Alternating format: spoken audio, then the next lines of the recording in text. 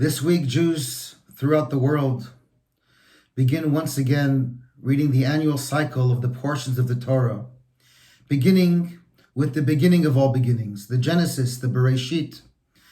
In the beginning, God created heaven and earth. The Torah that would then bring so many revolutions to our world, namely the dignity and sacredness of human life that we all created in God's image. The idea of monotheism, the notion that we are our brother's keeper, the idea that we are all given the responsibility and indeed the privilege to safeguard and keep God's tremendous gift that He gave us, this world, to cherish and nurture our planet. Begins with perhaps the revolution of all revolutions, the revolutionary idea that not only are human beings sacred, not only is our planet sacred, not only is our obligation to each other a sacred covenant, but even before that, time itself is sacred. The uniqueness, the power, and the gift of time. Every second, every minute, every hour, every year, this gift that God gives us is to be cherished and recognized that every single moment is an entire universe. Many of you are familiar with the Kiddush that we recite on Friday night. That is perhaps the most famous paragraph of the opening of the beginning of Genesis, that begins, Vayichulu hashamayim v'ha'aretz v'chal tzavam, that God concluded the creation of the world. Then it says, Vayichal Elokim bayom hashvi malachto asher asa, that God concluded on the seventh day all the work that He did, and He sanctified it and He blessed it. An idea that would take almost 2,500 years to become enshrined in the Ten Commandments and fully expressed in the Jewish people's unique relationship to Shabbat, becoming the bedrock and the foundation of Jewish life, and how a Jew measures time in relation to all things else, that we measure time on Sunday, Monday, and so on, the days as we are approaching Shabbat. As Achad Ha'am, the famous Israeli poet, so famously said, more than the Jews have kept the Shabbat has kept the Jews. This unique gift that God gave us at the very, very beginning, at the outset of creation, even though it would not be incorporated in practice for a very, very long time, yet it is the only idea of all of the laws of the Torah that is established at the very outset in creation, embedded in the story of creation, is, as a matter of record, is the story of Shabbat, because God is teaching us a revolutionary idea of how to approach time. That time is the most sacred gift that God can give us. And yet, there is something amiss in this most hallowed of all traditions. When God is introducing to us the story of Shabbat, He uses peculiar language. It says, Vayechal Elokim bayom hashvi malachto asher asa, that God concluded on the seventh day the work that He had done. Vayishbot Elokim bayom hashvi mikol malachto asher asa, that God ceased on the seventh day from all of the work that He did. If you notice in Hebrew, these two terms, Vayechal, and He concluded on the seventh day, and He ceased to work on the seventh day, alarm us to something that we know cannot possibly be. Didn't God conclude on the sixth day of creation and rest on the seventh? What does it mean, Vayechal Elokim bayom hashvi, that God actually stopped on the seventh day? The seventh day is already Shabbat.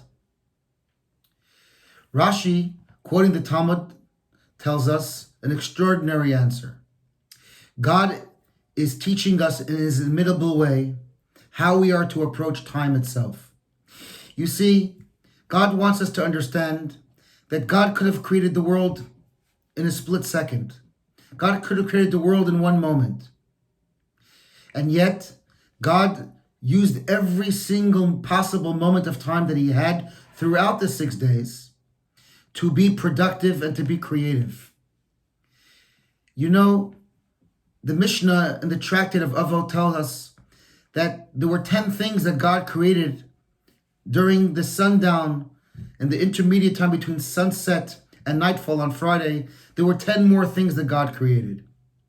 I was always struck by this idea that we get ready for Shabbat on Friday afternoon, and we want to be ready before Shabbat begins. Anyone who knows what getting ready for Shabbat entails knows that those last moments are always the most hectic of moments. And if you ever wonder why, it's because God is teaching us to emulate Him. God was also at His most productive and busiest at those last few moments. You see, God could have stopped on Thursday afternoon or on Friday morning and eased into Shabbat very, very slowly, gently, relaxed, had a nice nap on Friday afternoon, and He could have fitted everything He had earlier on. Did God not plan out His day? Was He struck at the last moment and realized, I have 10 more things that I need to create before time runs out? Absolutely not, Rashi tells us.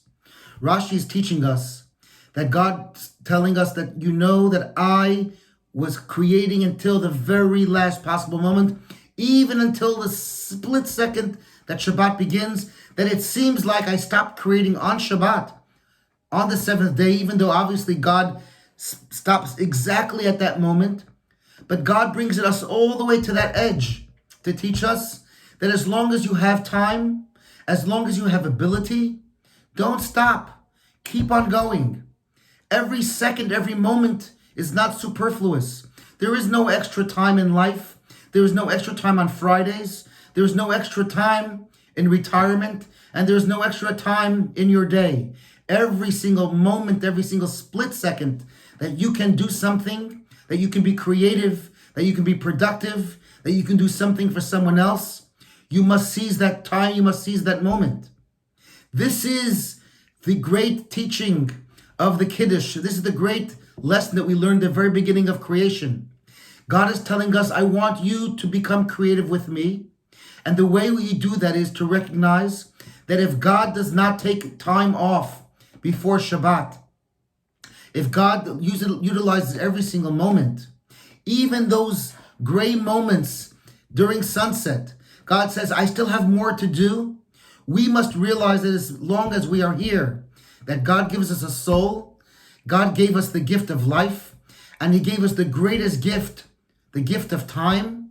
The sacredness of time must compel us to realize that every moment counts, every second counts, and even the moments, the seconds leading it to Shabbat are the most sacred seconds of our life, that we have to get ready for Shabbat. Our Shabbats become totally different when we realize that we are coming into Shabbat from being productive. That's why God tells us to rest on Shabbat. It's one thing to come into Shabbat where we are just trying to rest and to relax, and we had a rough week. But the story of creation doesn't work that way. The story of Bereishit teaches us that God could have planned out His week any way He wanted to, but He established that He was going to create up until the last possible moment. And because of that, the Shabbat was unique. The Shabbat was sacred. The sacred rest of Shabbat comes because of God's understanding that every single second has purpose, has function. And when we internalize that message, that our Shabbats become a greater and more sublime Shabbat, when we approach time in the way God approaches time, when we approach productivity and in our world, recognizing that we have a responsibility to keep creating, to keep accomplishing, to keep being productive and bringing light and goodness into our fellow humans' lives and to the world around us, and that we don't get our seconds back, we don't get our moments back, we don't get time back. Then we realize that when we're holding that Kiddush cup on Friday night and we're saying that God stopped on the seventh day, it means that God is bringing us along on that journey. He's saying, you too, I'm giving you this gift of Shabbat. When you realize that life and time is the most sacred gift that I can give you, then we will cherish those 24 hours of the Shabbat in a totally different way, that it's not just time off. It's time in. It's time above. It's time that we get to share with the Almighty an elevated sense of time, a sublime sense of time, a time that's higher than the week that we came from. May God bless all of us, that when we stand and hold that cup on Friday night, and we say those words of the Kiddush, those words that God tells us, don't waste the time, utilize and treasure every single second. And as long as you have a breath, and as long as you have a moment to do something good, do it, because that time is not coming back.